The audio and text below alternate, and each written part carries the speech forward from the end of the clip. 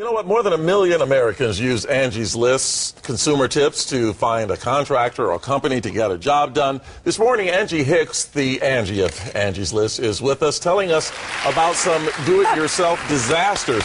Yay, Angie! And I would be one of them, Angie, except I know better than to try to do it myself at my home because, Tony's just a disaster. He's just I pretty much disaster. am a walking disaster. Yeah. But I mean, tell, for people who don't know, Because I asked, the first thing I said, Angie's List sounds like Craigslist. They said, but the good thing is on this that people will give comments and say how things went and give, and really will give feedback. Right. Yeah.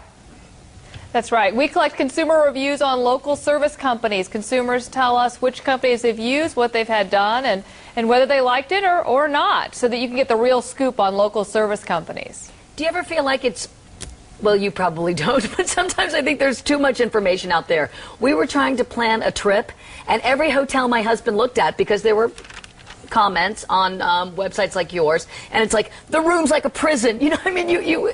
Or it's paradise. There's so much out there, so much opinion out there. Well, one of the things is actually finding a source you can go to that you can feel like you can get some information that can help you make your decision. It doesn't do away with getting estimates and actually talking to people in person. That's still part of the process, but it lets you get a head start on picking the companies you actually do want to talk to. Angie, what's one of the worst disaster stories you've heard where someone tried to do something, him or herself, that perhaps he or she shouldn't have?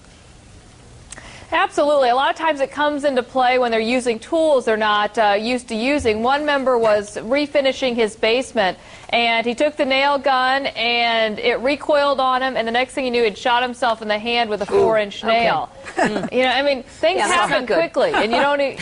Another member was using a table saw, and cut off part of his fingers with it. Then, it gets worse. He trips on the way into the bathroom to fix his fingers and actually gives himself a concussion. Oh, my gosh.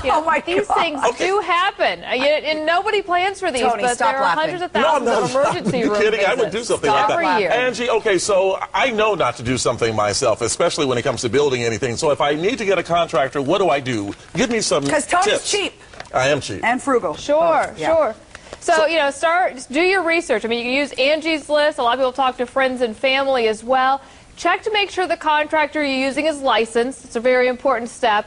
Get at least 3 estimates. Otherwise, you're not going to know whether you've got an outlier on price, for example, and get the estimates in writing. Don't just take them verbally, because that'll help you down the road if there's confusion.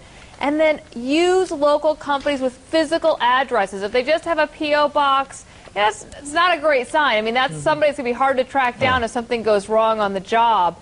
And then also communicate clearly what you want to have done. The more you communicate and the more frequently you do with your contractor, the better the outcome. Some good tips there, Angie. Thanks so much for joining us this morning. Really appreciate it. For more information on Angie's List, you can go to myfoxla.com, and we'll link you up.